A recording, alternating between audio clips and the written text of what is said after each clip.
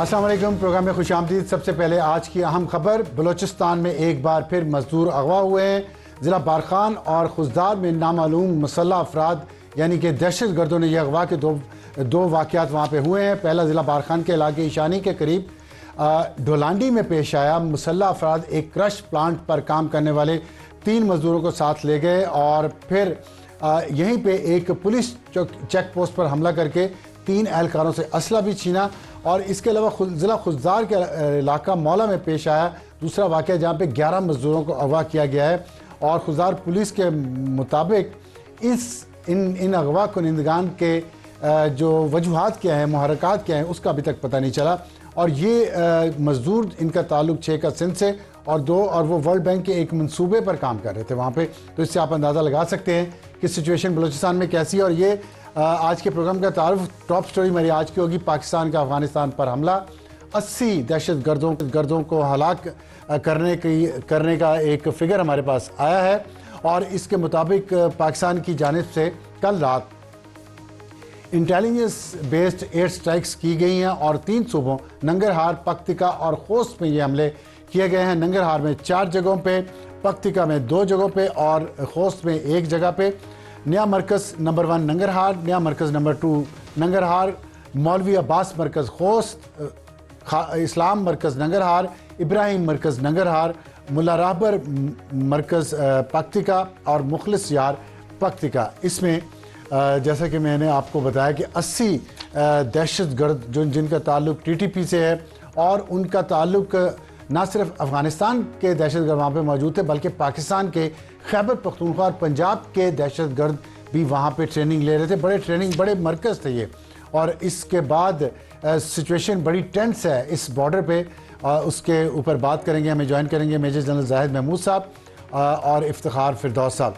Hot issue होगा हमारा आज का, खित्ते में अदम इस्तेहकाम, मईशत मुतासर। 2600 किलोमीटर लंबा बॉर्डर है पाकिस्तान का अफ़गानिस्तान के साथ और फिर बाकी बलूचिस्तान का ईरान के साथ। ईरान में सिचुएशन बहुत ख़राब हो रही है, अमेरिका किसी वक्त भी वहाँ पे हमला कर सकता है। बलूचिस्तान और अफ़गानिस्तान के साथ जो सिचुएशन है जंग की, वो मैंने आपको बता दी। इसके मईशत पर क्या असरात हो रहे हैं, पाकिस्तान कैसे इसको हैंडल करेगा। और हमारा आज का एडिटोरियल होगा आइना वज़ीर के बारे में, जो छोटी बच्ची जिसका ताल्लुक शुमाली वज़ीरिस्तान से है, बहुत अच्छी करैक्टर है, 8 साल की उसकी उम्र है। उसने जो अपील की है उस पर सुहेल अफरीदी, वज़ीर आला खैबर पख्तूनख्वा, उनके लिए क्या चैलेंज है, इस बात में वहाँ पे इस पर हम अपने एडिटोरियल में बात करते हैं। हमारी आज की टॉप स्टोरी हमें ज्वाइन किया मेजर रिटायर्ड जाहिद महमूद साहब ने और इफ्तिखार फिरदौस साहब ने। दोनों मेहमानों की आमद का शुक्रिया। जाहिद साहब, आपसे शुरू कर लूँ। हमारे पास जो ख़बरें आई हैं उसके मुताबिक तकरीबन 80 दहशत गर्दों को इन 7 मराकज़ में हलाक किया गया है। तो आपके ख्याल में आप सिचुएशन जो ये इस वक्त कल रात से अचानक टेंस हुई है, अब आप क्या देख रहे हैं, आगे क्या होगा बॉर्डर पे और दोनों ममालिक के दरमियान? जी, बिस्मिल्लाहिर्रहमानिर्रहीम। Thank you very much Afsar साहब फॉर हैविंग मी। और देखिए, इस वक्त जो अफगानिस्तान की सिचुएशन है बड़ी क्रिटिकल है। Actually Pakistan has been pushed into this section. जी, पाकिस्तान ने बड़ा मौका दिया डिप्लोमेसी को। पाकिस्तान कोशिश कर रहा था कि हम इसको मामलात को आपस की बातचीत के जरिए या दूसरे पीसफुल मीन्स के जरिए इसको हल कर लें। और पाकिस्तान ये भी चाहता है कि तहरीक तालिबान अफगानिस्तान जो है वो अपने आप को जोड़े अफगानिस्तान के लोगों की और अफगानिस्तान की वेलबींग में, पाकिस्तान के साथ अपने आप को जोड़े इकोनॉमिकली, सोशली। और ऑफ कोर्स उसकी प्रोग्रेस जो है वो पाकिस्तान के ऊपर बहुत डिपेंडेंट है। इसी तरह पाकिस्तान की भी जो प्रोग्रेस, स्टेबिलिटी अफगानिस्तान पर डिपेंडेंट है। बट अनफॉर्चुनेटली ये जो ट्रांजिशन हुई है फ्रॉम वॉइसिंग प्रोटेस्ट से आगे निकलकर इन्फोर्समेंट मेजर्स किए हैं जी। अब पाकिस्तान ने ये अपना पोस्चर चेंज किया है, प्रीएम्पशन मोड में गया है, प्रियम्पटिव डिस्ट्रप्शन के मोड में गया है। और ये प्रीएम्पशन तो नहीं है, हमारे ऊपर तो हमले बहुत हो रहे हैं। हमने लिखा भी है कि जो कुछ इस्लामाबाद में हुआ, प्रेस रिलीज में आया है इंफॉर्मेशन मिनिस्ट्री की, बन्नू, इस्लामाबाद और बाजौड़ में जो हुआ उसके जवाब में किया। दूसरी बात यह है कि ये एक हम देख रहे हैं कि ऐसे इकदाम पाकिस्तान करता है, लेकिन किसी जो कंक्लूजन की तरफ नहीं जाते हम, उसके बाद वहाँ से खुदकुश बमबारी पाकिस्तान पे मजीद शुरू हो जाती है। क्या ये साइकिल चलेगा फिर? लेकिन थोड़ा प्रोटेक्टेड रहेगा जी। अब साथ साहब ये कह दे रहे हैं कि ये पूरी एक स्ट्रक्चर्ड वॉर है जी, ये इंसिडेंट ऑफ वायलेंस नहीं है, या कोई उनके हम्म। ऑब्जेक्टिव सामने हो, पॉलिटिकल ऑब्जेक्टिव्स उन्होंने दिए हो, कोई बातचीत के लिए कोई शराइत रखी हो, या कोई तो वो तो है नहीं। They need friction for the terrorism. अब मुझे बताएं ना, आप तहरीके तालिबान अफगानिस्तान पाकिस्तान से क्या डिमांड कर सकते हैं? They have nothing to do with us. Tehreek-e Taliban Pakistan हमसे क्या डिमांड कर सकते हैं? और अगर वो कुछ डिमांड भी करता है तो हम उसको ऑफर क्या दे सकते हैं? We have nothing to offer. Afghanistan का कॉन्टेक्स्ट ही डिफरेंट है। हाँ, वो ठीक। अगर ये कहे जी कि हम अपना जियोग्राफिया चेंज करना चाहते हैं और अफगानिस्तान जो है वो हम लेकर जाना चाहते हैं अटक तक, तो फिर तो खुली जंग है। फिर तो ये जो भी रिस्पॉन्स गया ये बहुत छोटा रिस्पॉन्स गया। इससे पहले कि वो मजीद पावरफुल हो जाए, सीधे हो जाए, मिलिटरली स्ट्रांग हो जाए, Pakistan should go with more objectives और सीरियस। ठीक। अभी भी ये सीरियस कन्फ्रंटेशन है, this is not an easy confrontation. Stay hmm. Stay हमारे भी स्टेक्स इसमें इन्वॉल्व है, और ऑफ कोर्स तहरीके तालिबान अफगानिस्तान की और टीटीपी की भी stakes involve. I think precision के साथ स्ट्राइक्स किए ठीक जिस है। तरीके से इत्तलात आ रही हैं, उसके मुताबिक ये this was the requirement of the hour. फिर ऑफ कोर्स बाद में अगर किसी स्टेज पे डायलॉग होता है विद ठीक है इफ्तिखार अफगानिस्तान। साहब। ठीक है इफ्तार साहब, डायलॉग अफगानिस्तान के साथ होता या नहीं होता, लेकिन इस वक्त जो सिचुएशन है, आपके पास क्या इतलात हैं अफगानिस्तान के अंदर से? क्योंकि उन्होंने पाकिस्तान के एम्बेसडर को तो बुला के डिमार्श दिया है, लेकिन क्या ये सिचुएशन यहीं तक रहेगी या अफगानिस्तान जवाबी हमला भी कोई करेगा, और अगर करेगा तो उसकी उसका उसका तरीकाकार क्या होगा? देखिए अब सार साहब, आपने और जनरल साहब ने जो है काफ़ी डिटेल में जो है वो बात की है। लेकिन मैं ये समझता हूँ कि यहाँ हम्म। से अब वापस जाना पाकिस्तान के लिए जो है वो और प्रॉब्लमेटिक होगा। अगर एक बात का आगाज जो है वो हो चुका है जो सिरे से होना ही नहीं चाहिए था, क्योंकि दूसरे मुल्क में जाकर बमबारी करना या काउंटर टेररिज्म ऑप्स करना, उसके बिल्कुल सिमेंटिक्स और ऑप्टिक्स बिल्कुल अलग हैं। लेकिन अब चूंकि हम एक ऐसे नहज पे आ चुके हैं कि 2021 से लेकर 2025 तक अगर आप सिर्फ कैजुअलिटी का फिगर उठा के देख लें, और स्टेट को चाहिए कि ये क्लियरली बताए कि ये वॉर कॉस्ट क्या है। तकरीबन 2025 तक हमारे पास 2795 कैजुअलिटीज हैं। ये सिर्फ 4 साल की जो है हम बात कर रहे हैं, हम्म। 2021 से 2025 तक। तो एक कितना सब्र जो है वो हो सकता है एक मुल्क का, जिसको पता भी है कि दूसरी जगह से जो है वो अटैक्स जो है वो हमारे ऊपर हो रहे हैं और कंसिस्टेंटली हो रहे हैं, ऐसा नहीं कि नहीं हो रहे थे। और अब जब आप ट्रेजेक्टरी देखें वायलेंस की, खुसूसी तौर पर अपने वेस्टर्न बॉर्डर पर, चाहे वो बलूचिस्तान हो चाहे वो खैबर हम्म। पख्तूनख्वा हो, मैं इसको आइसोलेटेड जो है वो नहीं देखता, ये पूरे एक बॉर्डर वेस्टर्न स्ट्रिप है। ठीक है। तो वहां से जो है ये नागजीर हो हम्म। गया था। जहां तक आपकी बात का ताल्लुक है कि वहां से क्या, वहां से जो है वो अटैक करने की जो है वो कोशिश करेंगे, और उसको रिपेल करने के लिए हमारे आर्म्ड फोर्सेस जो है वो बिल्कुल क्लियरली जो है वो रेडी है। लेकिन ये कहना कि अब बात जो है वो वापस डिप्लोमेसी की तरफ जो है वो जाएगी, मुझे ऐसा नहीं लगता। अच्छा ये बताएं कि ये बात तो ये ऐसा जो आपने कहा कि अभी जिस स्टेज पे ले जाया जा चुका है जंग को, कि पाकिस्तान ने हमला किया 7 मराकज़ पे और 80 के करीब वहाँ दहशतगर्दों को मार भी दिया है, ये तो हमने पहले भी किया था, पिछले साल भी किया था, हम्म। लेकिन फिर उसके बाद बातचीत शुरू हो गई थी। तो अब आप कैसे कह सकते हम्म। हैं कि अब ये नहीं हो सकता? असल में अगर आप सिर्फ पाकिस्तान और अफगानिस्तान की सिचुएशन को ना देखें, बल्कि इसको पूरे अपने वेस्टर्न बॉर्डर के स्ट्रिप को देखें और इसके साथ जो मिडिल ईस्ट के अंदर हो रहा है उसकी तरफ भी देखें, पाकिस्तान के लिए अब नागजीर हो चुका है कि वो हम्म। अपना जो वेस्टर्न बॉर्डर है उसको मुकम्मल तौर पर जो है वो सील करना तो ठीक लफ्ज नहीं होगा, लेकिन ऐसी प्रोटेक्शन करे कि उसके असरात अब आना जो है वो कम हो जाए। क्योंकि आपने जिक्र किया ईरान के हवाले से, अगर हम्म। कल वहां पर भी कुछ होगा उसका आउटफ्लो भी जो है वो वेस्टर्न बॉर्डर पर आएगा, हम्म। अफगानिस्तान पर भी आएगा, जाहिर और है। इनडायरेक्टली और डायरेक्टली हमारे बॉर्डर्स पर भी जो है वो आएगा। तो मेरे ख्याल में कि ये कहना कि काउंटर टेररिज्म ऑप्स इक्का दुक्का जो है आईबीओस 25,000 24,000 हमने आईबीओस किए, बात अभी से बहुत आगे जो है वो चली गई है। अब आपको जो है उस जगह पर जाना पड़ेगा जहां पर से ये सारी चीज एमिनेट होती है। और तालिबान के बारे में चाहे बहुत सारे वेस्टर्न गवर्नमेंट्स जो है वो इसलिए कहते हैं कि इनके साथ रवाबित भी है, रशिया ने उनको जो है वो एक्सेप्ट भी किया और इसकी रिप्रेजेंटेशन भी है और कोई और ऑप्शन नहीं है, लेकिन पाकिस्तान के लिए अभी एक एग्जिस्टेंशनल क्राइसिस है मेरे ख्याल में। कि जो सिचुएशन बन के सामने आ रही है उसकी सीरियसनेस का अंदाजा इस बात से जो है वो लगाना चाहिए कि वहां से जो स्टेटमेंट्स आ रही है वो एक फुल फ्लैश वॉर की तरफ जो है वो जा रहे हैं। और जो अफगानिस्तान की तरफ स्टेटमेंट्स भी जो है वो आई हैं, वो उन्होंने ये कहा है कि हम जो है उन लोगों की तरफ जो है वो जाएंगे जहां पर जो है जो इस अटैक में मुलविस थे। हम बाकी लोगों को जो है वो नुकसान नहीं पहुंचाएंगे, उसमें भी वो ऑप्टिक्स खेलने की कोशिश कर रहे हैं, लेकिन डायरेक्ट कॉन्फ्रंटेशन जो है वो सीरियसली सिक्योरिटी फोर्सेस की तरफ है। अब वो प्रोटेक्टेड का लफ्ज तो जनरल साहब ने इस्तेमाल किया, लेकिन ये हॉरिजॉन्टल और वर्टिकल दोनों होगा, क्योंकि आपके बॉर्डर एरियाज इस टाइम पर जो है बॉर्डर अटैक आने का मतलब ये है कि वो कोशिश करेंगे कि बॉर्डर एरिया से बढ़कर भी सिविल एरियाज के अंदर जो अर्बन वायलेंस है उसको एस्केलेट किया जा सके। तो तो ऑलरेडी वो कर रहे हैं। अर्बन वायलेंस को एस्केलेट करेंगे, साथ ही ये भी कह रहे हैं कि हम दूसरे लोगों को कोई नुकसान नहीं पहुंचाएंगे, तो डबल स्पीक है। लेकिन इसमें एक और भी बात है, आज आप देख लें, मेरे ख्याल में हमारा मीडिया उस तरफ भी देखें कि अटैक आपने अफगानिस्तान के ऊपर किया है, लेकिन जो मॉड्यूल्स की बातें हो रही थी और रेड फोर्ट के ऊपर जो एक अटैक जो है वो हुआ था, वो बॉम्ब ब्लास्ट हुआ था इंडिया के अंदर, और वहां पर जो बात चल रही थी वहां से दोबारा जो है ये नैरेटिव बनाने की आज सुबह से जो है वो कोशिश की गई है कि पाकिस्तान मुलव्वस है इंडिया के अंदर। तो मेरे ख्याल में ये कॉन्फ्रंटेशन सिर्फ ठीक है। अफगानिस्तान की तरफ से जो है वो नहीं होगी, हमें ईस्टर्न बॉर्डर की तरफ भी जो है वो देखना पड़ेगा। ठीक। जनरल साहब, ईस्टर्न बॉर्डर की तरफ भी देखना पड़ेगा। एग्जिस्टेंशियल क्राइसिस है पाकिस्तान के लिए, ये कह रहे हैं इफ्तिखार फिरदौस साहब। आप क्या समझते हैं कि पाकिस्तान इस एग्जिस्टेंशियल क्राइसिस को काउंटर करने के लिए अब क्या कर सकता है, क्या इकदाम लिए जा सकते हैं? देखिए, ये जॉइंट एप्लीकेशन है। ये जो वेस्ट से भी और ईस्ट से दोनों का कॉम्बिनेशन आया है, और ये वेस्ट वाला भी ईस्ट वाली एप्लीकेशन ही समझे।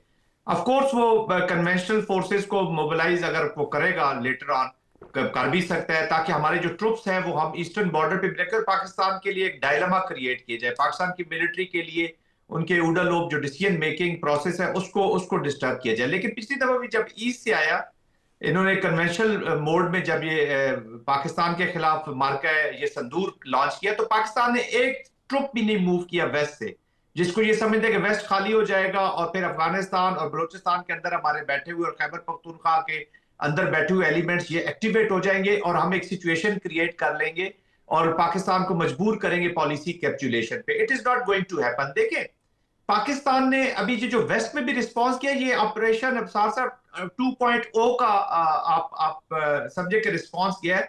ये इंडिया को भी रिस्पांस किया, ये इंडिया की प्रॉक्सीज हैं, ये भी उन्हीं के लोग हैं, उन्हीं के लिए जब लड़ रहे हैं तो इसको उसी उसी बक्से में रखे, उसी डब्बे में रखे जहां पे इंडिया के ट्रुप्स बैठे हुए हैं, या ये भी उन्हीं के ट्रुप्स के तौर पर ही काम कर रहे थे।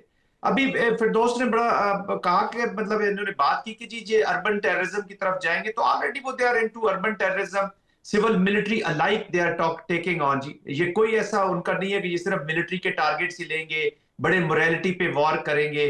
देयर इज नो मोरालिटी, ना उनके अंदर कोई इस्लामी कोई चीज मौजूद है, ना अच्छा। अफगानिस्तान या पख्तून की जो ट्राइबल एक एक cultural traditional way of fighting है, ना वो उनके। दीज आर टेररिस्ट इंडिया के बेस्ट पे लड़ रहे हैं और वो पाकिस्तान को हर जगह नुकसान पहुंचाएंगे। अभी इमाम बारगाह में देख लें, पिशावर सिविल लाइंस में देख लें, स्कूलों में चले जाते ये हैं, बात कॉलेजेस में जनरल चले साहब आपकी जाते हैं। ठीक है, लेकिन हम देखते हैं कि बयानिया के महाज पे तो उनको कामयाबी है ना। अभी जहाँ पे हमले हुए हैं वहाँ जो मुझे पता चला उसके मुताबिक वहाँ पंजाब से भी लोग थे, खैबर पख्तूनख्वा से भी लोग थे पाकिस्तान के।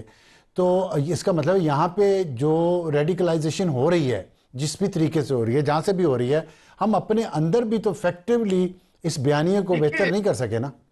देखिए बयानिया तो, पाकिस्तान ने अगर ये जंग जीतनी है तो I totally agree, one nation one narrative. जब तक हम उस पर नहीं जाएंगे और पीस विद इन जब तक अचीव नहीं करेंगे, तब तक पीस विदाउट इज इंक्लूसिव एक चीज रहेगी, इसमें तो किसी को कोई शक नहीं है। हमारी जो सोशो इकोनॉमिक स्पेस है, पॉलिटिकल स्पेस और मिलिट्री स्पेस, तीनों में हमने काम करना है, तभी हम जाकर जॉइंट एक स्ट्रेटेजी जाएंगे और विक्ट्री इज लाइन देयर जहां पे नेशनल ठीक है। अप्रोच होगी, पूरी नेशन जाएगी, इसमें तो किसी को शक ही नहीं है। तो ये तो वो आप डिबेट ही नहीं समझते है। हैं कि टेररिज्म के जो अफगानिस्तान एक्ट्स जवाबी हो हमला रहे हैं, करेगा पाकिस्तान पे और बॉर्डर एरियाज में करेगा? कर रहा है जी, वो तो कर रहा है, ऑलरेडी हमले कर रहे हैं ना। वो अभी कोई कल 2 स्क्वाड्रन 4 स्क्वाड्रन जहाज तो नहीं ले आएगा ना, ड्रोन्स का इस्तेमाल वो कर रहे हैं। आज मजदूरों का भी आप बता रहे थे जैसे अगवा को उन्होंने कर लिया, तो उनके तो हमले जारी, उनके हमले तो रुके ही नहीं है। ये तो पाकिस्तान का मजाक बना हुआ था, पाकिस्तान की अपनी ऑडियंस। अभी आपको जाए ना जरा उन घरों में, अफसार साहब जिधर अभी शहादतें हुई हैं, और वो उन माओ से जाके पूछें कि किस किस हालात से वो गुजर रहे हैं। आई सही है। Think Pakistan was compelled to take on this action. और आप हाथ पे हाथ धरे बैठे रहेंगे, बस हम कहते रहेंगे हम जी न्यूक्लियर कंट्री हैं, हम जी दुनिया की 6ठी 7वीं बड़ी फौज है, जी जी, हमारी सिक्योरिटी बिल्कुल। ऑपरेटस बड़ा है जी, हमारा मीडिया बड़ा तो वाइब्रेंट आप है, कौम समझते हैं कि बड़ी ये वाइब्रेंट है। अब कंक्लूजन की तरफ जाना चाहिए, ये बीच में नहीं छोड़ना चाहिए ये जो कुछ शुरू किया है? ये जाएंगे जी, इस दफा तो things are, I think the political clarity होनी चाहिए। पॉलिटिकल क्लैरिटी के साथ, जब आप प्रेसिजन के साथ मिलिट्री इस्तेमाल करेंगे तो आप विक्टोरियस होंगे। अगर पॉलिटिकल क्लैरिटी नहीं है, सिर्फ आपने मिलिट्री इस्तेमाल करनी है, तो फिर क्यास के अलावा हमारा नसीब में कुछ भी नहीं रहेगा। ठीक है, बहुत शुक्रिया जनरल जाहिद महमूद साहब। इफ्तार साहब, आखिर में ये बता दीजिएगा कि जो अभी बात की है कि क्लैरिटी होनी चाहिए, आपको नज़र आ रही है पाकिस्तान में पॉलिटिकल क्लैरिटी, ख़ासतौर पे सूबाई हुकूमत जो खैबर पख्तूनख्वा की, बलूचिस्तान की तो चले ऑन बोर्ड है, खैबर पख्तूनख्वा की हुकूमत अगर ये जंग मजीद बढ़ी तो उसमें वो किस साइड पे खड़ी होगी, अफगानिस्तान की साइड पे या पाकिस्तान की साइड पे? अनफॉर्चुनेटली अफसार साहब, अगर आप सिर्फ खैबर पख्तूनख्वा की बात करें तो उसके हालात तो आपके सामने हैं। कुछ कोशिश जो है वो की गई थी पिछले दिनों के अंदर ताकि कुछ लोकलाइज लेवल पर जो है वो चीज़ें हो सकें, लेकिन आज भी हमने देखा कि उसमें वजीर आला का जो है वो बयान आया जिसमें उन्होंने डायरेक्टली सिक्योरिटी फोर्सेस को जो है वो कन्फ्रंट किया। खैबर के अंदर और तीरा और औरंगज़ई के अंदर कल एक वाकया हुआ जिसमें क्रॉस फायर के दरमियान में जो है कोई सिविलियन कैजुअलिटीज हुई और उन्होंने ब्लेम जो है वो सारा सिक्योरिटी फोर्सेस पे जो है वो डाल लिया। इसके अलावा भी मैं समझता हूं कि जो पॉलिटिशियंस का किरदार रहा है जब भी नेशनल सिक्योरिटी के मामलात आए हैं, नेशनल एक्शन प्लान के बाद से लेकर अभी तक, वो कुछ ज़्यादा अच्छा नहीं रहा। एंड आई थिंक कि कोई भी सक्सेसफुल स्ट्रैटेजी के लिए ये बहुत ज़रूरी है कि इक्वल शेयर जो है वो पॉलिटिशियंस पे डाला जाए। अभी तक जो स्टेटमेंट्स आई हैं उसमें जो पॉलिटिकल पार्टीज हैं, गवर्नमेंट की तो अपनी मजबूरी है, लेकिन बाकियों की जानिब से कोई ऐसी सपोर्टिव स्टेटमेंट नहीं आई। ठीक, बहुत शुक्रिया इफ्तिखार फिरदौस साहब हमसे बात करें। तो एक ब्रेक के बाद वापस आएंगे तो हमारा आज का हॉट इशू प्रोग्राम में दोबारा खुशामदीद। वक्त तो हमारे आज के हॉट इशू का। खित्ते में अदम इस्तेहकाम, मईशत मुतासर कैसे होगी। हमें ज्वाइन किया है बिलाल अजहर कियानी साहब ने, वज़ीर ममलकत बराए ख़जाना और रेलवे इसलिए मेंशन करना ज़रूरी है कि अफ़गानिस्तान के ज़रिए काज़ाख़स्तान तक एक रेलवे लाइन बिछाने का प्रोजेक्ट था और अभी अफ़गानिस्तान के ऊपर हमला हुआ है। इस पर बात करेंगे कि इससे खित्ते पे क्या असरात हमारे पैदा होंगे, और इसलिए कि बलूचिस्तान में भी अनरेस्ट है, खैबर पख्तूनख्वा में भी अफ़गानिस्तान पे पाकिस्तान ने हमला किया है और साथ ईरान पर अमरीकी हमले का माहौल बन रहा है। तो पाकिस्तान का पूरा वेस्टर्न बॉर्डर जो है, जिसमें 2600 किलोमीटर से ज़्यादा सिर्फ अफ़गानिस्तान के साथ हमारा बॉर्डर है, उस पर बताइएगा बिलाल साहब कि ये जो सिचुएशन हो रही है इतनी कॉम्प्लिकेटेड है और मुश्किल है, तो इसमें कैसे पाकिस्तान ने क्या प्लानिंग किया है इसमें निकलने की? जी, बिस्मिल्लाहिर्रहमानिर्रहीम। साहब बहुत शुक्रिया जी अपने शमदावंद देने का, और रमज़ान में आपके पास पैदा शुरू, तो रमज़ान मुबारक जी आपको और आपके नाजरीन को। आपको भी रमज़ान मुबारक। बहुत शुक्रिया जी। अब्सार साहब, देखिए बात यह है कि मेरे ख्याल से पाकिस्तान ने कोई कसर नहीं छोड़ी डिप्लोमेटिक लेवल पे कि इस मामले को सुलझाया जाए, और पाकिस्तान ने डिप्लोमेसी और अमन को पूरा मौका दिया, चाहे वो दोहा में मुलाकातें हों, चाहे वो इस्तांबुल में हो। उसके अलावा अगर डिप्टी प्राइम मिनिस्टर के 2025 में 3 दौरे हों, हर मुमकिन कोशिश की गई कि तालिबान रजीम के साथ बैठकर, उसमें दोस्त ममालिक का किरदार आप जानते हैं कि देखिए हमारा बुनियादी मकसद तो इस चीज़ से था कि आपकी जो 58 टेररिस्ट कैंप्स BLA के और TTP के अफ़गानिस्तान में मौजूद हैं, जिसके शवाहिद अफ़गान तालिबान रजीम को दिए गए, कि आप इनको या उखाड़ दें या इनसे निमट लें और उसका क्रेडिबल वेरीफाइबल मैकेनिज्म दे दें। मगर हमने देखा कि डिप्लोमेटिक सारी एफर्ट्स के बाद नीयत का एक फुकदान नज़र आया, कैपेसिटी का फुकदान नहीं, नीयत का फुकदान नज़र आया। तो देखिए जब आपके मुल्क में रोज़ाना आपके शहरी शहीद हो रहे हों, आपके जवान शहीद हो रहे हों, आपके फ़ौजी शहीद हो रहे हों, आपके लॉ इन्फोर्समेंट एजेंसीज़ के ऑफिशियल शहीद हो रहे हों, 200 रोज़ाना के हमें इंटेलिजेंस बेस्ड ऑपरेशंस करने पड़ रहे हों, तो फिर किसी भी मुल्क को अपने दफा के लिए वो इकदाम उठाने पड़ते हैं जो पाकिस्तान ने। लेकिन मुझे बताया, आपने कहा 58 कैंप्स के शवाहिद दिए हैं, तो अभी 7 पे हमने हमला किया रात को, तो 51 तो अभी भी बाकी हैं। तो फिर इसका मतलब है कि लंबी जंग के लिए तैयार रहे। मेरे ख्याल से देखिए हम आज भी अगर अफगान तालिबान इस रजीम को समझ आ जाती है इस बात की कि देखिए हमें किस चीज़ से गर्ज है, हमें इस चीज़ से गर्ज है कि आप क्रेडिबल और वेरीफाइबल। आपको अभी भी लगता है कि 2600 2700 2700 बल्कि 2800 हमने शोहदा की लाशें उठा चुके हैं जब से तालिबान आए हैं, तो आपको अभी भी लगता है कि वो समझ जाएंगे? नहीं, देखिए नहीं समझेंगे तो फिर हमारे पास ये रास्ता तो मौजूद है ना। ये रास्ता देखिए, इसलिए इस रास्ते पे हम पहले भी चले, फिर हमने दोबारा कतर बीच में आया, तुर्की आया, सऊदी अरब आया, हमने उनकी बात मानी भी और मुज़ाकरात भी किए, लेकिन फिर देख लें हमले तो नहीं रुके। नहीं देखिए, मुज़ाकरात की तो अब बात ही नहीं है जी। मुज़ाकरात के नतीजे में ये फैसला हुआ था कि आपके सामने ये टेररिस्ट कैंप्स मौजूद हैं, या आप दिखा दें कि आप एक क्रेडिबल और वेरीफाइबल तरीके पे हमारे साथ आमादा हो जाए कि आप इनको उखाड़ेंगे या ये ख़त्म होंगे। अगर नहीं तो फिर हमारे पास ये रास्ता मौजूद है, तो हम उसी नहज पे खड़े हैं ना जी। लेकिन इसमें आप नहीं समझते कि इंटरनेशनल कम्युनिटी को पाकिस्तान के साथ खड़ा होना बिल्कुल, चाहिए बिल्कुल दोहा जी, मुआहदे के तहत? तो इस पे आपकी हुकूमत क्या कर रही है? नहीं देखिए, हुकूमत तो एक अपना मौक़िफ़ भी दे रही है इंटरनेशनल कम्युनिटी के सामने भी, और पाकिस्तान नहीं, का जो जैसे मौक़िफ़ कतर है, तुर्की है, सऊदी अरबिया है और अमेरिका है और दूसरे ममालिक हैं, वो गारंटर्स भी हैं और वो देख भी रहे हैं कि पाकिस्तान में इतने दहशतगर्द के हमले हो रहे हैं, इतने लोग हमारे मारे जा रहे हैं, तो फिर क्यों नहीं वो नहीं देखिए, मैं बिल्कुल आपकी बात से इत्तफाक करता हूँ। मेरे ख्याल से हर कोई मानता है कि पाकिस्तान में दहशतगर्दी हो रही है। पाकिस्तान की दहशतगर्दी के ख़िलाफ़ जो जंग और इक़दाम रहे हैं उसको कौमी बैनुल-अक़वामी सतह पर सराहा भी गया है। मगर मैं साथ साथ ये बिल्कुल मानता हूँ कि आज भी जो एड अफ़गानिस्तान में जारी है, या तो इस नीयत से रही होगी कि वहाँ पर जो ह्यूमैनिटेरियन क्राइसिस है, और यकीनन वहाँ पर है, मगर आज भी मुझे कम अज़ कम ये खदशा है कि ये एड कहीं गलत हाथों में दहशतगर्दों को स्ट्रेंथन करने के लिए ना इस्तेमाल हो रही हो। ख़ास तौर पर क्योंकि हम जानते हैं कि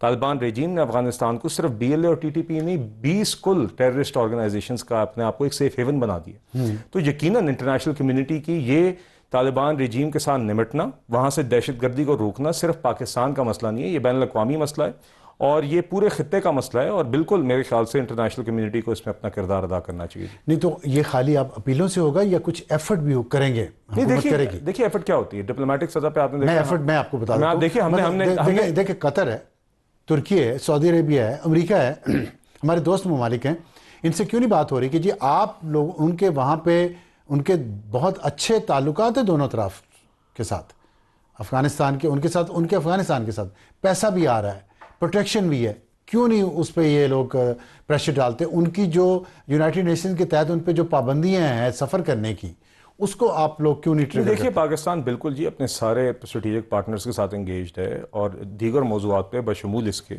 और आपने देखा ही है कि जो पाकिस्तान की एक अहमियत गल्फ़ में भी और ओवरऑल दुनिया में सारे स्ट्रेटेजिक पार्टनर्स के साथ हमारी बात का एक वज़न और अहमियत बड़ी है। तो यकीनन हम ये एफ़र्ट जारी रखेंगे अपने पार्टनर्स के साथ कि जितना दबाव डल सके और जितना किरदार बैनुल-अक़वामी सतह पे दीगर और ममालिक को अदा करना चाहिए वो अदा करें। इसमें पाकिस्तान अपनी कोशिश बिल्कुल जारी रहेगा। In the mean while Pakistan को अपने दिफा के लिए जो इक़दाम भी उठाने पड़ेंगे। और मैं ये ज़रूर कहना चाहूँगा कि देखिए ये बड़ा एक टारगेटेड ऑपरेशन हुआ है कल जो हुआ है, इसमें यह इंश्योर किया गया है कि जब 100% आइडेंटिफिकेशन होगी कि यहाँ पे दहशतगर्द मौजूद हैं, जो ये टेररिस्ट कैंप्स हैं इनमें मौजूद हैं, उनकी आइडेंटिफिकेशन करके बड़े केयरफुली एक सर्जिकल ऑपरेशन कल ये किया गया जो अल्हम्दुलिल्लाह कामयाब रहा और उसमें 70 से ज़्यादा दहशतगर्द। कामयाब तो तब होगा जब पाकिस्तान में ये कार्रवाइयाँ कम हो जाएंगी। तो मुझे ये बताएं कि इस वक्त वेस्टर्न बॉर्डर की सिचुएशन आपके सामने है और ईस्टर्न बॉर्डर पे इंडिया शरारत करने की कोशिश कर रहा है क्योंकि सब इंडिया और अफगानिस्तान तो एलाइज हैं। दूसरी तरफ अमेरिका ईरान पे हमला किसी भी वक्त कर सकता है। तो पाकिस्तान तीन तरफ से एक जंग में घिरा हुआ है। इस सिचुएशन को आप कैसे टैकल करने जा रहे हैं? नहीं देखिए टैकल तो हम मुस्तकिल सतह पे कर ही रहे हैं ना जी। आप नहीं, लेकिन मईशत हमारी कमज़ोर है। अगर तेल की कीमतें बढ़ गई या यहाँ सप्लाई रुक गई फिर क्या होगा? नहीं देखिए अफगानिस्तान के बॉर्डर पे तो आप जानते हैं कि पहले भी एक क्लोजर जारी है जी।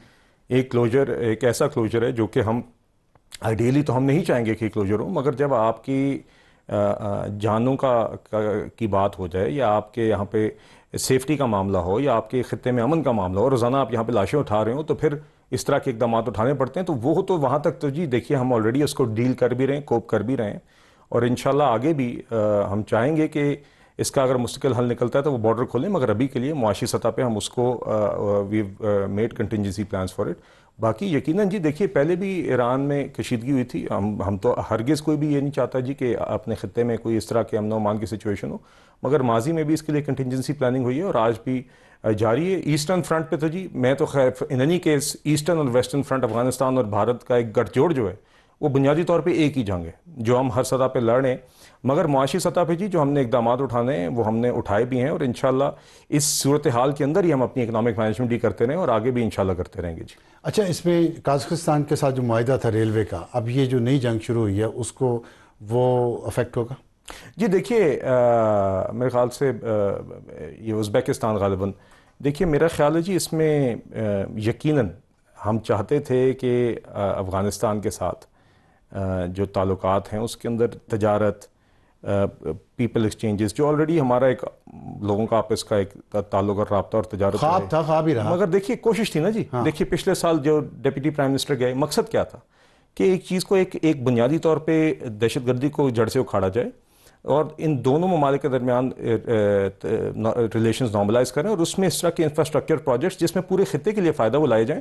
मगर यकीनन जब एक रेजीम जो कि उधर की रिप्रेजेंटेटिव रेजीम भी नहीं है इस चीज़ पे तुली हो कि उसने अफगानिस्तान की सरजमीन को दहशतगर्दों का एक गढ़ रखना है और उसमें 20 तंजीमों को रखना है जिसमें से 2 बुनियादी तौर पर पाकिस्तान के खिलाफ हैं और ना सिर्फ उनके टेररिस्ट कैंप्स के लिए सेफ हेवन बनानी है बल्कि उनके टेररिस्ट लीडर्स को उनने बाकायदा तनख्वाह पे रखना है। तो 20 में से तो दो फिर देखिए फिर इस तरह की चीज़ें बैक सीट ले जाती हैं। हम आज भी चाहते हैं कि अगर इस मसले का मुस्तकिल हल निकलता है तो इवेंचुअली अपनी रीजन के अंदर कनेक्टिविटी के जो भी 20 में से प्रोजेक्ट्स हैं वो 2 हमें पाकिस्तान के खिलाफ हैं, 18 दुनिया के दूसरे ममालिक के खिलाफ हैं। उनको साथ क्यों नहीं मिलाया जा रहा? नहीं देखिए मेरे ख्याल से उनसे इंगेजमेंट जारी है जी हमारी भी। और इंगेजमेंट से थोड़ा आगे बात बढ़े ना, कोई मुश्तरका बयान आए, कुछ बात हो, उन पर दबाव डाले सारे 20 के 20 नहीं, मुझे इंशाल्लाह जी उम्मीद है कि उस तरह की वो भी आएगी। और देखिए ETIM हो जाए, दीगर अल-कायदा हो जाए, दीगर और तंजीमें जो अफगानिस्तान से ऑपरेट कर रही हैं, तो मुझे यकीन है कि गल्फ के बाकी ममालिक इसको अपना मसला भी समझते हैं बिकॉज ये इवेंचुअली इधर से जो आग निकल रही है वो सिर्फ पाकिस्तान पे असर नहीं कर रही, बाकी ममालिक पर भी। बाकी यकीनन आई थिंक कोई भी अगर गुंजाइश है कि खासतौर पर इस खित्ते के मुसलमान ममालिक बेहतर तरीके से कोऑर्डिनेट तरीके से काम करें, वो बेहतरी गल्फ ममालिक का रोल बहुत अहम है, आप ये समझते हैं? जी बिल्कुल जी। बहुत शुक्रिया बिलाल अजहर कियानी साहब, हमसे बात करने का वक्त है। ब्रेक के बाद हमारा आज का एडिटोरियल वक्त हुआ हमारे आज के एडिटोरियल का। आयना वजीर, वो छोटी बच्ची 8 साल की जो शुमाली वज़ीरिस्तान में बहुत अच्छी क्रिकेट खेलती है और एक वीडियो की वजह से बहुत मशहूर हुई, और उसका सुहेल अफरीदी के लिए चैलेंज क्या है इस वाक़े का, ये इस पे आज के एडिटोरियल में बात करना चाहते हैं। आपने आयना वजीर के बारे में बहुत कुछ सुन लिया होगा कि जिसने वीडियो बनाई उसको अगवा करके तालिबान ले गए, उसी इलाके में रहते हैं, उसी गांव के हैं, उसी इलाके के हैं, और वो फिर उसको तशद्दुद किया, उससे माफ़ी मंगवाई, वीडियो बनाई कि मैंने गलत किया, और फिर वो वीडियो रिलीज़ की और फिर उसको छोड़ा। और इस दौरान जो आयना वजीर है उसने कुछ दिन पहले एक अपील की पंजाब की वज़ीर आला मरीम नवाज़ साहिबा से और कहा कि मुझे अपने लिए सहूलियात चाहिए, मुझे तालीम चाहिए, मुझे क्रिकेट का शौक़ है, मुझे उसके लिए सहूलियात चाहिए, तो मुझे प्रोवाइड करें। अब यहाँ पे लम्हा फ़िक्रिया ये है कि आयना वज़ीर जैसे और कितनी बच्चियाँ और बच्चे होंगे जो ये सब कुछ चाहते हैं, लेकिन वो अपीलें कर रहे हैं पंजाब की वज़ीर आला से। तो सूबे का खैबर पख्तूनख्वा अपना वज़ीर आला किधर है सुहेल अफरीदी? ये सवाल है उनके लिए कि इस वक्त जो दहशतगर्दी की जंग चल रही है उसमें खैबर पख्तूनख्वा की हुकूमत, वज़ीर आला किधर हैं? वो अपना रोल क्यों नहीं प्ले कर रहे? आज मानसेरा में जो लेफ्टिनेंट कर्नल शहजादा गुलफराज कल शहीद हुए हैं बन्नू में, उनकी नमाज जनाजा थी। बाबर सलीम सवाती जो स्पीकर हैं प्रोविंशियल असम्बली के, उनका हल्का, उनके गांव की, उनकी बरादरी का गांव, वहां से उनके लिए कैंपेन चलती है और वो जनाजे में शिरकत नहीं कर सके, ना ही वज़ीर आला गए। अगर ये प्रायोरिटीज़ है खैबर पख्तूनख्वा की हुकूमत की, तो उन्हें सोचना चाहिए कि उनका दिल धड़कता किस वतन के साथ है, अफगानिस्तान के साथ या पाकिस्तान के साथ, या खाना यहाँ पे है, लूटना यहाँ पे है और हमदर्दियाँ अफगानिस्तान के साथ। फैसला करें खैबर पख्तूनख्वा की हुकूमत कि वो क्या करना चाहती है, और आयना वजीर जैसी बच्चियाँ अपनी मदद के लिए, अपनी सपोर्ट के लिए देखना चाहिए उन्हें अपने वज़ीर आला और अपनी हुकूमत की तरफ, ना कि दूसरे सूबों की तरफ। ये नाकामी है आपकी, सोचें इस पर। आज के लिए इतना ही, खुदा हाफिज़ एंड गुड नाइट।